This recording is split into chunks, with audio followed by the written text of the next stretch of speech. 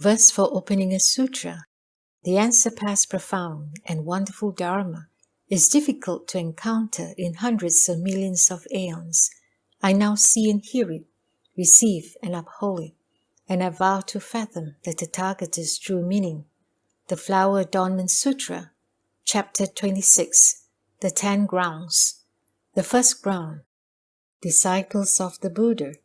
Suppose they are living beings who have deeply planted good roots, well cultivated all practices, well accumulated the aids to the way, well made offerings to all Buddhas, well collected white pure dharmas, been well gathered in by good and wise advisers, have well purified deep thoughts, have established great resolutions, have brought forth vast great understanding, have manifested kindness and compassion, in order to seek the wisdom of the Buddhas, in order to obtain the 10 powers, in order to obtain the great fearlessnesses, in order to obtain the Buddhist dharmas of equality, in order to rescue all those in the world, in order to purify great kindness and compassion, in order to obtain the wisdom without residue of the 10 powers, in order to purify all Buddha lands without obstruction,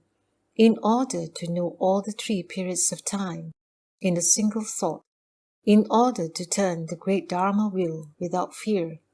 Disciples of the Buddha, when bodhisattvas bring forth those kinds of thoughts, they put compassion foremost. Their wisdom increases. They are drawn in by good and clever expedients. They maintain most superior deep thoughts. They contemplate and distinguish the limitless powers of the Daskam ones. With the power of courage and the power of wisdom, their unobstructed wisdom manifests. They have compliant and spontaneous wisdom. They can accept all Buddhist dharmas. They use wisdom to teach and transform. That is vast and great as the Dharma realm, ultimately like empty space to the exhaustion of the boundaries of the future. Disciples of the Buddha, when bodhisattvas first bring forth those kinds of thoughts, they immediately transcend the ground of ordinary people and enter the position of a bodhisattva. They are born in the household of the Daskam ones. No one can pronounce any faults in their lineage. They abandon the worldly destinies and enter the way of world transcendence. They obtain the dharmas of bodhisattvas. They dwell in the places of bodhisattvas. They enter into the sameness of the 3 periods of time. Within the Daskam one's family, they are certain to obtain unsurpassed bodhi. When bodhisattvas dwell in the dharmas such as those, it is called dwelling on the bodhisattva's ground of happiness because of the connection with non-moving. Disciples of the Buddha, when bodhisattvas dwell on the ground of happiness, they accomplish much happiness, much pure faith, much delight, much bliss, much elation, much enthusiasm, much courage, much freedom from contention, much absence of troubling, much absence of anger. Disciples of the Buddha, when bodhisattvas dwell on the ground of happiness, they give rise to happiness because they are mindful of all Buddhas.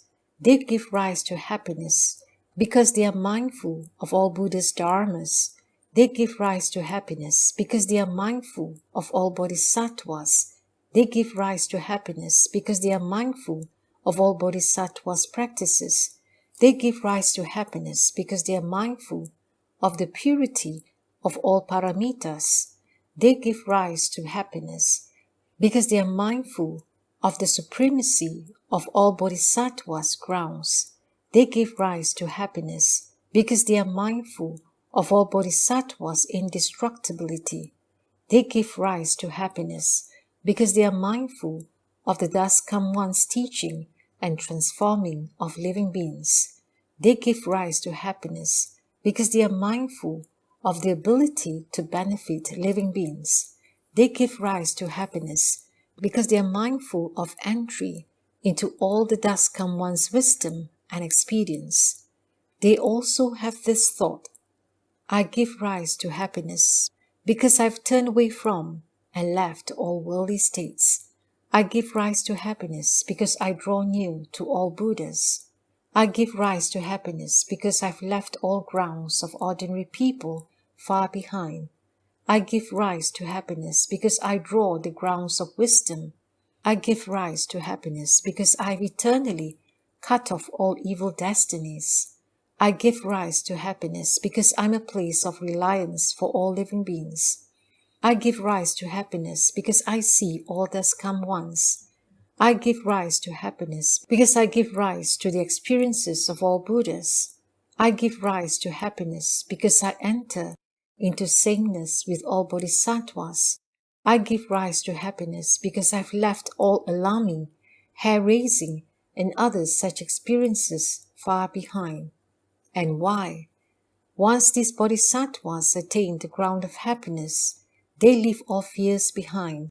That is to say, fear of not staying alive, fear of a bad reputation, fear of death, fear of evil destinies, fear of the awesome virtue of the great assembly. All such fears are eternally left behind. And why? It is because these bodhisattvas are free from the thought of self. They do not even cherish their own bodies, how much less wealth and possessions. Therefore, they have no fear of not staying alive. They do not seek offerings from others, but only give to other living beings. Therefore, they have no fear of a bad reputation. They have left the view of self far behind, and have no thought of self. Therefore, they have no fear of death. They themselves know that after death, they certainly will not be apart from the Buddhas and Bodhisattvas. Therefore, they have no fear of evil destinies. Their intent and inclinations in all worlds are unequal, how much the less surpassed. Therefore, they have no fear of the awesome virtue of the great assembly. Bodhisattvas in that way leave all alarming, hair-raising experiences far behind. Disciples of the Buddha, these bodhisattvas take great compassion as foremost. They have vast, great intent and inclinations which cannot be destroyed. They intensely and diligently cultivate all good roots which become accomplished, that is, through increasing faith, through augmenting pure faith, through pure understanding, through decisive faith, through becoming sympathetic, through accomplishing great kindness, through having no weariness or laziness of mind, through adornment with repentance and reform, through accomplishing forbearance, through respectfully heeding the Buddha's instructions, through cultivating and accumulating good roots day and night without becoming tired, through drawing near good knowing advisers, through constant delight in the Dharma, through seeking learning without satiation, through properly contemplating in accord with the Dharma one has heard, through having no reliance or attachment of mind, through not hankering after profit, fame, or respect, through not seeking the necessities of life, through bringing forth the jewel-like thought without satiation, through seeking the ground of all knowledge, through seeking the thus come one's power, fearlessnesses, and the dharmas special to a Buddha, through seeking all paramitas, dharmas that aid the way, through freedom from all flattery and deceit, through being able to practice as is spoken, through always guarding through speech, through not defiling the thus come one's household, through not renouncing the Bodhisattva's precepts, through bringing forth the thought for all knowledge, unmoving like the king of mountains, through not abandoning all worldly matters, yet accomplishing the way of world transcendence, through accumulating, assisting Bodhisattva dharmas without weariness, through constantly seeking the superiorly superior, especially supreme way. Disciples of the Buddha, when the Bodhisattva accomplishes such purification and regulation of the grounds, that is called securely dwelling on the Bodhisattva's ground of happiness. Disciples of the Buddha, the Bodhisattva who dwells upon this ground of happiness is able to accomplish such great vows, such great vigor, such great efficacy. That is, he brings forth vast, great, pure, decisive understanding and uses all kinds of objects as offerings to worship and make offerings to all Buddhas, omitting none. Vast and great as the Dharma realm, ultimate as empty space, exhausting the boundaries of the future throughout all numbers of kalpas without cease. He further makes great vows, vowing to receive all Buddha's Dharma will, vowing to gather in all Buddha's body, vowing to protect all Buddha's teachings, vowing to maintain all Buddha's dharmas, vast and great as the Dharma realm, ultimate as empty space, exhausting the boundaries of the future throughout all numbers of kalpas without cease. He further makes great vows, vowing that in all worlds, when the Buddha appears in the world, descending from the Tushita heaven, entering the womb, dwelling in the womb, being born, living home, accomplishing the way, speaking Dharma, and manifesting Nirvana, he will go to all of them, draw near, and make offerings, act as the head of the assembly, and receive and practice the proper Dharma, in every place at one time turning, vast and great as the Dharma realm, ultimate as empty space, exhausting the boundaries of the future, through all numbers of kalpas without cease. He further makes great vows, vowing that the Bodhisattva practices vast, great, limitless, unbreakable, and unmixed, including all paramitas, purifying and regulating all grounds, characterized by generality, characterized by particularity, characterized by identity, characterized by difference, characterized by production, and characterized by extinction. All the Bodhisattva practices, bespoken as they truly are, to teach and transform all, causing them to accept and practice, and their thought to increase and grow, vast and great as the Dharma realm, ultimate as empty space, exhausting the boundaries of the future throughout all numbers of kalpas without cease. He further makes great vows, vowing that all the realms of living beings, those with form, those without form, with thought, without thought, neither with thought nor without thought, egg-born, womb-born, moisture-born, transformationally born, bound in the three realms, who have entered the six destinies in all such places of rebirth, comprised of name and form, all such categories, I shall teach and transform, causing them to enter the Buddha Dharma, causing them once and for all to cut off all worldly destinies, and causing them to dwell in the way of all wisdom, vast and great as the Dharma realm, ultimate as empty space, exhausting the boundaries of the future through all numbers of kalpas without cease. He further makes great vows, vowing that all worlds, vast, great, limitless, gross, subtle, disarrayed, upside down, orderly, whether entering, moving, or going out, with distinctions like chakra's net, in the 10 directions of limitless dissimilar varieties, his wisdom will understand them all with direct knowledge and perception, vast and great as the Dharma realm, ultimate as empty space, exhausting the boundaries of the future through all numbers of kalpas without cease.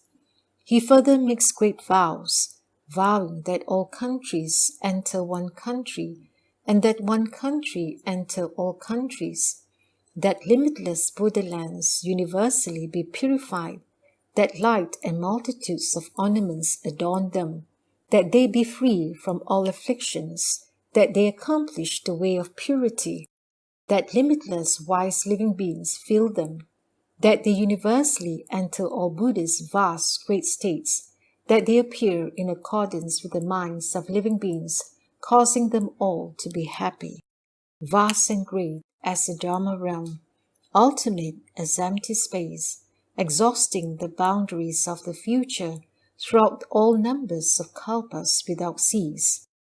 He further makes great vows, vowing to be connected with all bodhisattvas in resolution and practice, without resentment or jealousy, to accumulate all good roots, to be of one and the same condition with all bodhisattvas, constantly to assemble together and never leave each other, to make appear at will various kinds of Buddha bodies, always to bear in his own mind the ability to know all thus come one states, their awesome powers and their wisdom, to attain the irreversibility and spiritual penetrations according to intent, freely to roam all worlds and appear in all assemblies, universally to enter all places of birth, to accomplish the inconceivable great vehicle, to cultivate the practices of bodhisattvas, vast and great as the Dharma realm, ultimate as empty space, exhausting the boundaries of the future throughout all numbers of kalpas without cease. He further makes great vows, vowing to mount the irreversible will, to cultivate the bodhisattva practices, that the karmas of body, speech and mind not be in vain, that anyone who briefly sees him will then certainly become fixed in the Buddha Dharma, that anyone who briefly hears the sounds of his voice will then obtain jewel-like wisdom, that anyone who has just brought forth pure faith will then forever cut off afflictions, to obtain a body like the great medicine king tree, to obtain a body like the as you will jewel, to cultivate all bodhisattvas practices, vast and great as the Dharma realm, ultimate as empty space, exhausting the boundaries of the future throughout all numbers of kalpas without cease. He further makes great vows, vowing within all worlds, to achieve Anuttara Sankhya Sambodhi without leaving the place of the tip of a single hair, in every place of a hair tip, to make appear being born, leaving home, going to the way place, accomplishing proper enlightenment, turning to Dharma will, and entering Nirvana, to obtain the Buddha state and the power of great wisdom, in thought after thought, in accord with the minds of living beings, to display the accomplishment of Buddhahood, and cause them to obtain still extinction, with every Sambodhi, to know all Dharma realms are characterized by Nirvana, with a single sound to speak Dharma and cause living beings to be delighted at heart, to display entry into great Nirvana, yet not cut off the Bodhisattva conduct, to display the ground of great wisdom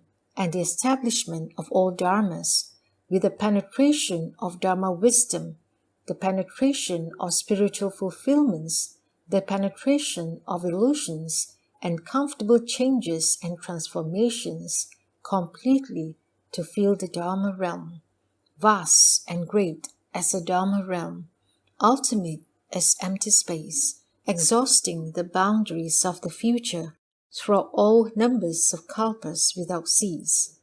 Disciples of the Buddha, the Bodhisattva dwelling on the ground of happiness, brings forth such great vows, such great vigor, such great efficacy, using these 10 kinds of vow doors as foremost. He fulfills 1,000,000 asankheyas of great vows. Disciples of the Buddha, these great vows, through 10 propositions of finality, come to accomplishment. What are the 10?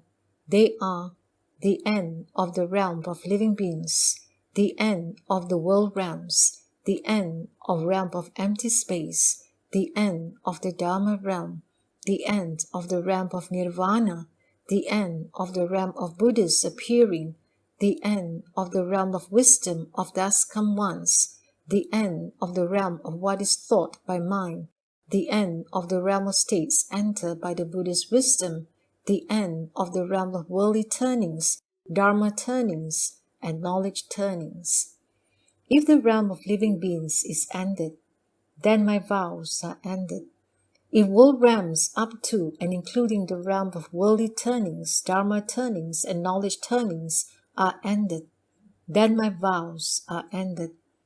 But the realm of living beings up to and including the realm of worldly turnings, dharma turnings, and knowledge turnings cannot be ended. Therefore, these great vows and good roots of mine have no end. Disciples of the Buddha, after the Bodhisattva has made such great vows, he then obtains a beneficent mind, a compliant mind, an accordant mind, a quiet mind, a subdued mind, a still and extinct mind, a humble mind, a moistened mind, an unmoving mind, a non-turbid mind. He becomes one of pure faith and has the operative use of faith. He can believe in the Das Come One's original practices which are entered, believing in the accomplishment of all the paramitas, believing in the entry to all the supreme grounds, believing in the accomplishment of the powers, believing in the perfection of the fearlessnesses, believing in the growth of the indestructible uncommon Buddha Dharmas, believing in the production of the Buddha states which are not to either side of middle, believing in the entry to the limitless states of the Das Come One, believing in the accomplishment of the fruit. To mention the essential, it is because he believes in all Bodhisattva's practices up to and including the description of all powers of the Das Come One's wisdom ground. Disciples of the Buddha, this Bodhisattva further makes the following reflections. All Buddha's power proper dharmas are so profound, so quiet, so still and extinct, so empty, so markless, so wishless, so undefiled, so limitless, so vast and great, while ordinary beings in their minds fall into deviant views. They are covered by the film of ignorance. They erect the banner of pride and arrogance. They enter into the net of thirsty love and cause in the dense forest of flattery and deceit, unable to extricate themselves. Their minds are conjoined with stinginess and jealousy, which they never abandon. They constantly create the causal conditions for undergoing birth in the destinies. With greed, hatred, and stupidity, they accumulate all karma, which day and night increases and grows. With the wind of resentment, they fan the fire of mind consciousness, whose blaze never ceases. All of the karma they create is conjoined with inversion. In the flow of desire, the flow of existence, the flow of ignorance, and the flow of views, the seeds of mind consciousness continually arise. Within the field of the three realms, the sprouts of suffering are repeatedly produced. That is, name and form arise together and do not separate. Because name and form increase, the assemblage of the six places arises. Amidst their junctures, contact arises. Because of contact, feeling arises.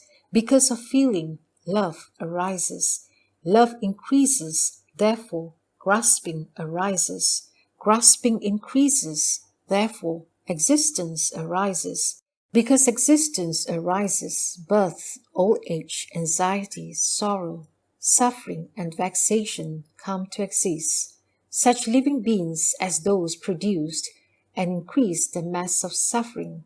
Within it all is empty, free of self and what belongs to self, devoid of knowing and awareness, with no doer and no receiver, like grass and wood, like rocks and walls, and also like reflections. Still living beings are unaware and do not know. The Bodhisattva sees all living beings within this mass of suffering, unable to get out.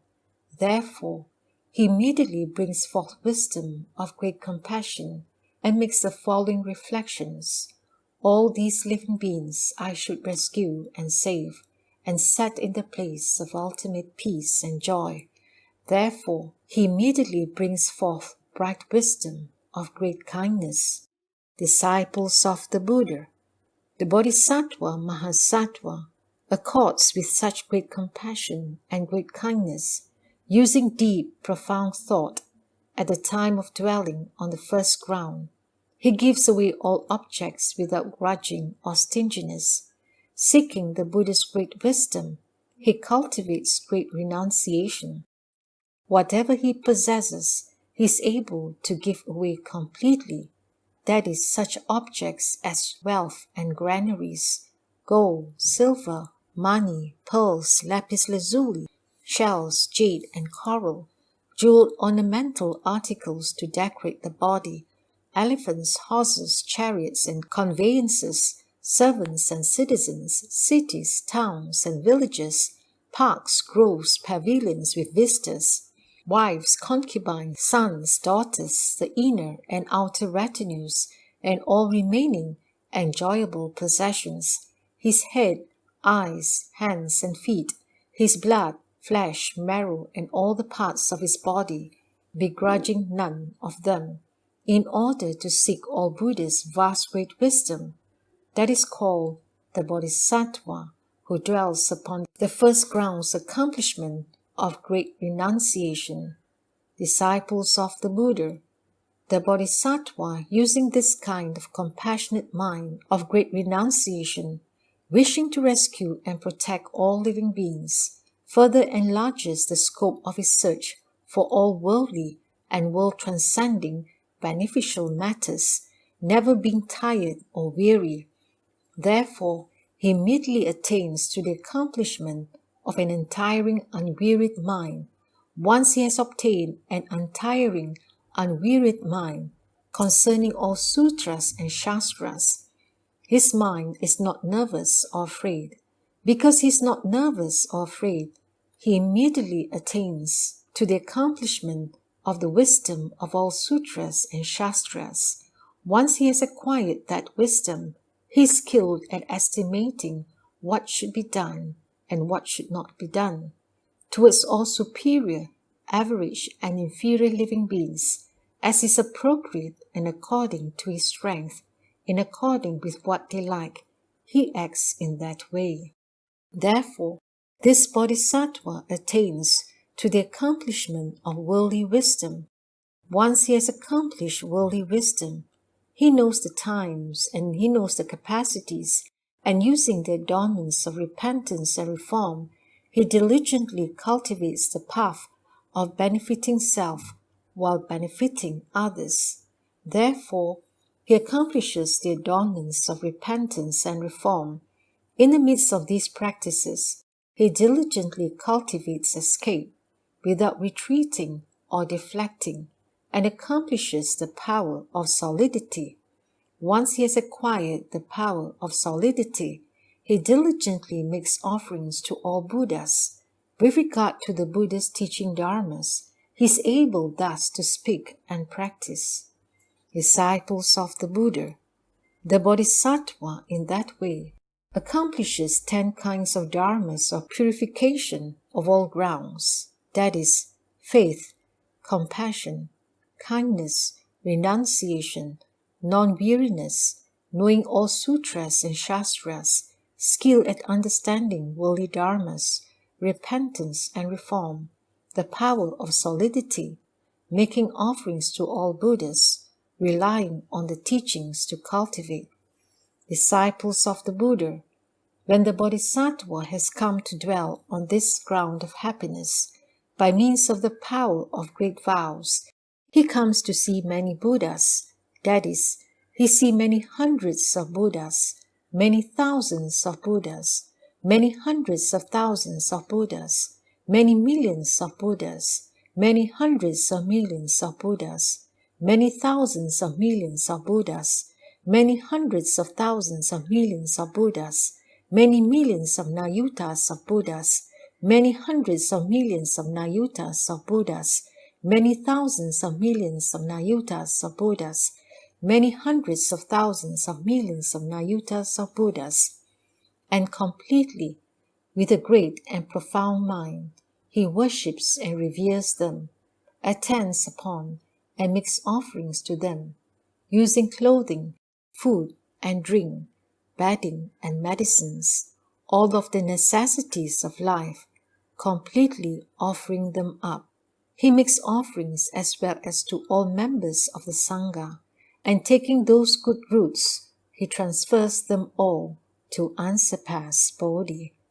Disciples of the Buddha, this Bodhisattva, because of making offerings to all Buddhas, obtains the dharmas for accomplishing living beings using the former two attractions.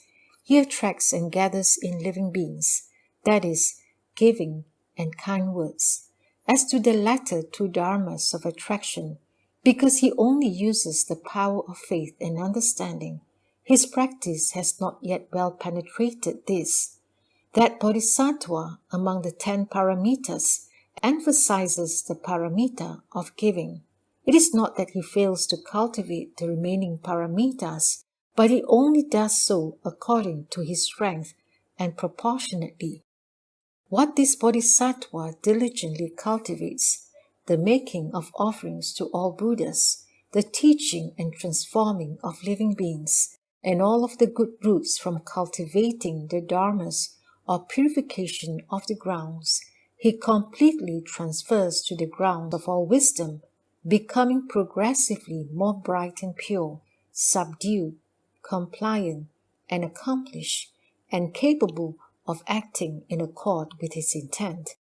Disciples of the Buddha, for instance, when a goldsmith well skilled at smelting gold repeatedly puts it through the fire, it becomes progressively more bright and pure, supple and pliant, and accomplished, and capable of being worked in accord with his intent.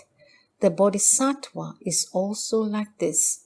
He makes offerings to all Buddhas and teaches and transforms living beings, all of which is cultivation of the dharmas or purification of the grounds. Then he takes all of those good roots and completely transfers them to the ground of all wisdom. Thus, he becomes progressively more bright and pure, subdued, compliant, and accomplished and capable of acting in accord with his intent. Disciples of the Buddha, the Bodhisattva Mahasattva, when dwelling upon this, the first ground, should, from where all Buddhas, Bodhisattvas, and good wise advisors are, search out and request within these grounds the marks and the fruit obtained, with no weariness or satiation, in order to accomplish the dharmas of these grounds. He should also, from where all Buddhas, Bodhisattvas, and good wise advisors are, search out and request within the second ground the marks and the fruit obtained, with no weariness or satiation, in order to accomplish the dharmas of that ground.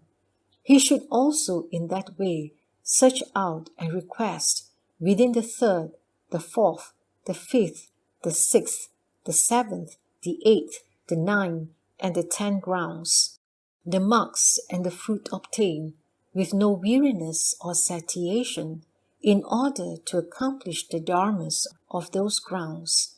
This Bodhisattva is good at knowing remedies for all obstructions to the grounds, good at knowing the accomplishment and destruction of the grounds, good at knowing the marks and fruits of the grounds, good at knowing the attainment and cultivation of the grounds, good at knowing the purification of the dharmas of the ground, good at knowing the practices in turn for each ground, good at knowing what holds and does not hold from each ground, good at knowing the most supreme wisdom for each ground, good at knowing the irreversibilities of each ground, good at knowing how to purify and regulate all the Bodhisattva's grounds up to and including, in turn, entering the ground of the thus come one.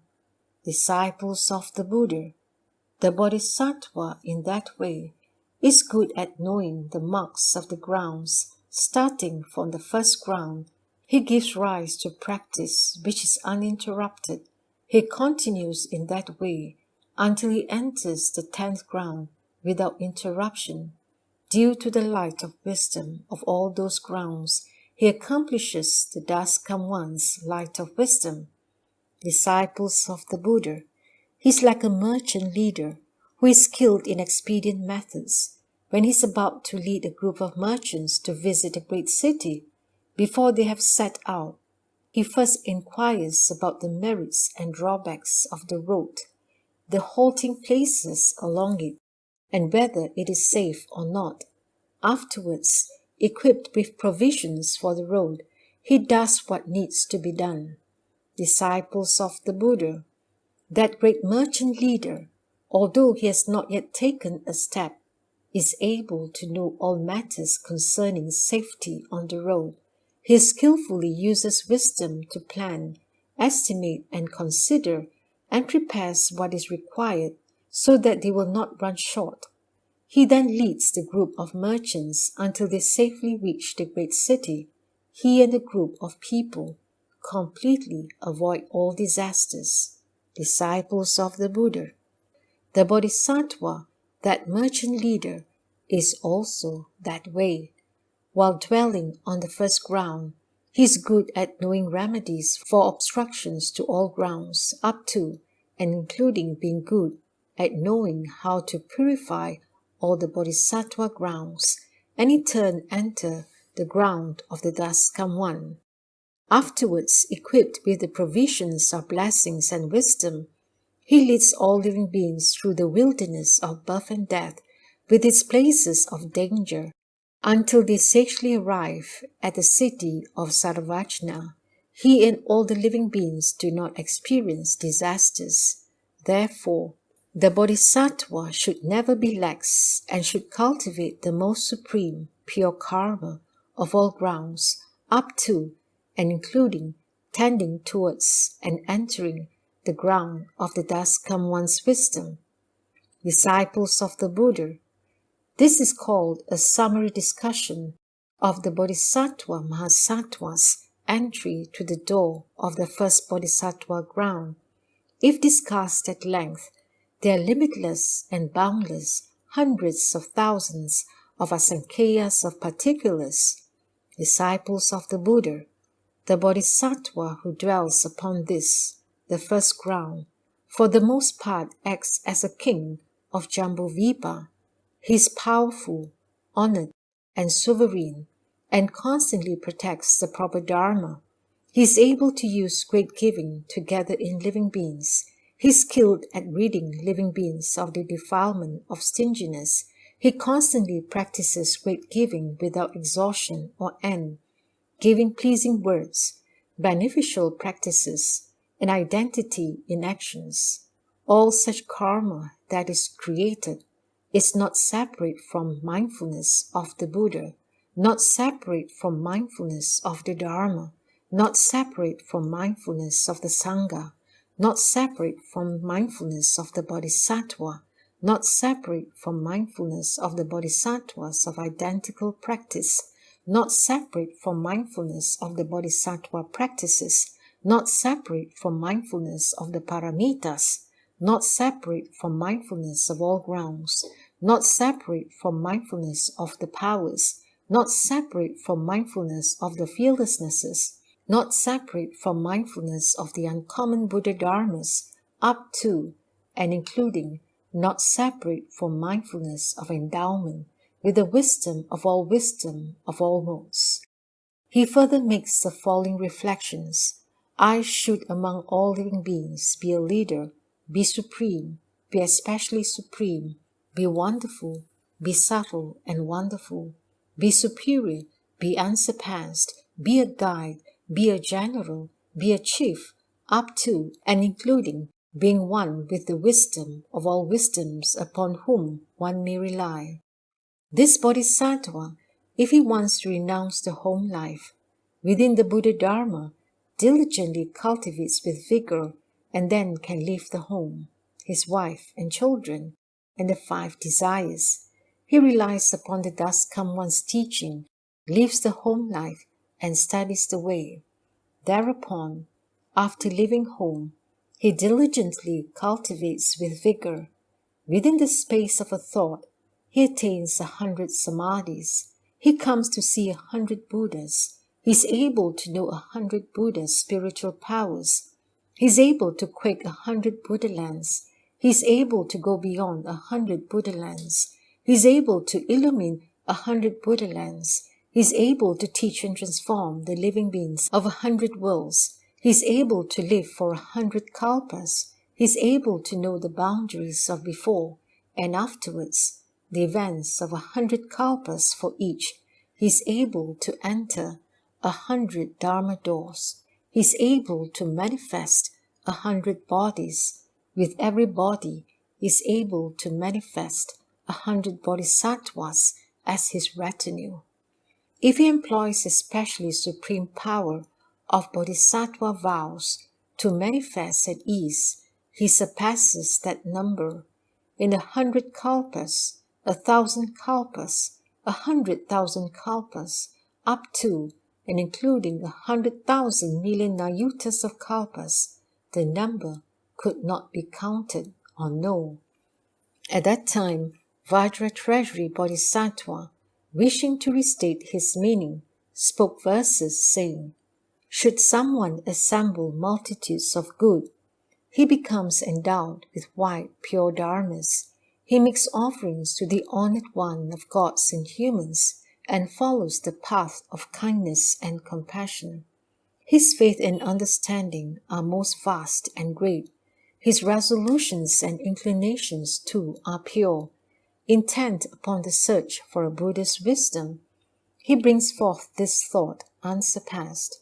Having purified all the powers of knowledge, along with the fearlessnesses as well, and having accomplished all the Buddha dharmas, he saves and gathers in the flocks of beings, in order to obtain great kindness and compassion, and to turn the supreme Dharma will, to adorn and purify the Buddha countries, he brings forth this thought, most supreme.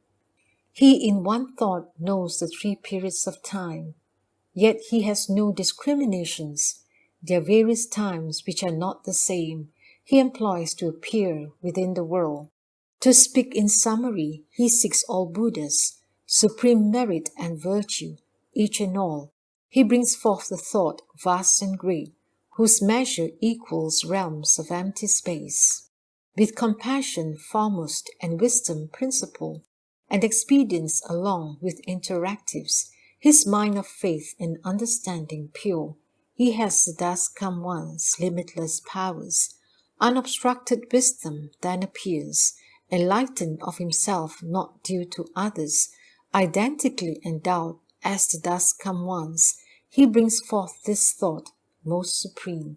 The disciple of the Buddha who first brings forth the wonderfully precious thought such as these, then transcends the commonest position, entering the Buddha's place of practice. He is born within the thus come one's household, and his lineage has no flaws. He is the same as the Buddha, and is certain to accomplish unsurpassed bodhi. Upon producing thoughts such as those, he immediately comes to enter the first ground.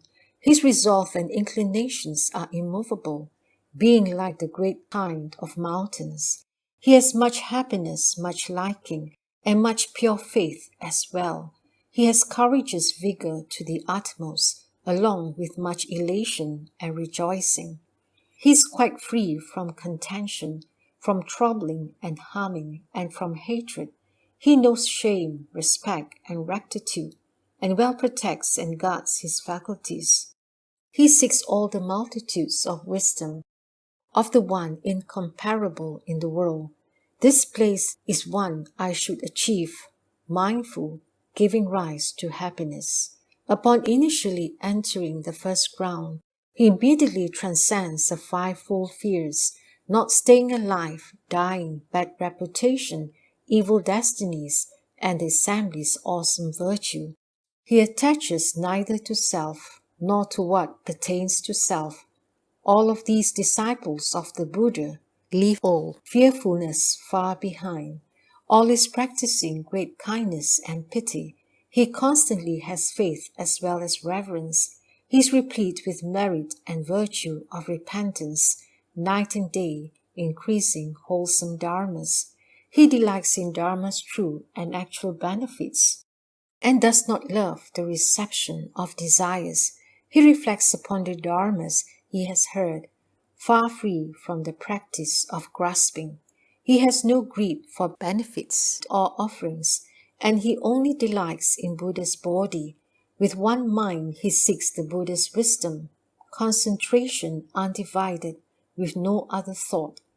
He cultivates all of the paramitas, far separates from flattery and deceit. As is spoken, so too does he practice, and is secured in true and actual speech. He does not defile the Buddha's household, nor abandon Bodhisattva precepts, taking no delight in worldly matters. Constantly he benefits the world. He cultivates the good without fatigue, his quest intensifying for the way supreme. Such then is his liking for the Dharma, that merit and virtue interact with meanings. He constantly gives rise to a great vow mind, vowing that all Buddhas he will see, protect and hold all Buddha's Dharma, and gather in the great immortal sway. All is bringing forth such vows as these. He cultivates the practices supreme, matures and ripens all the flocks of beings, adorns and purifies all Buddha lands, all the Buddhist Kshatriya lands. Disciples of the Buddha fully feel, impartial of one single even mind, nothing that they do is done in vain. They, on the tip of every single hair, at one time accomplish right enlightenment. Vows like those of theirs which are so great are limitless, and they have no bounds. Empty space along with living beings, the Dharma realm together with Nirvana, appearances of Buddhas in the world, Buddha's wisdom and his states of mind, what the wisdom of the thus come once enters, and the exhaustion of the turning tree. If all of those should have an end, then all my vows would have an end. But as all of those can have no end, so too are my vows just that way. Having thus made vows as great as those, their minds become compliant and subdued. They can believe the Buddha's merit and virtue, and contemplate regarding living beings. Knowing they arise from causes and conditions, they then give rise to kindly mindfulness. Such sufferings, living beings such as these, I now should liberate and save. For the sake of those living beings, I should cultivate the various kinds of giving. Positions as king, or gems and jewels, up to elephants, horses, and conveyances, head, eyes, hands, as well as feet, up to even body, blood and flesh. Each and everything I can renounce. Their minds have no worries or regrets. Seeking all the various sutra books, their minds are never weary or fatigued.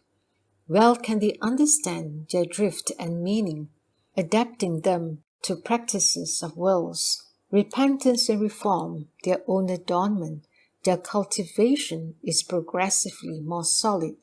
They make offerings to Buddhas limitless, revere, do reverence, honor, and respect them. In that way, always do they practice, day and night, not lazy or fatigued. Good roots brighten and become more pure, like gold which has been smelted in the fire. The Bodhisattva dwelling in this place purely cultivates all of the 10 grounds. In what he does there is no obstruction. His endowments cannot be cut off, just as when a great business leader, to benefit the host of business people, asks and knows roads, dangers, and their ease, then arrives in safety at the town.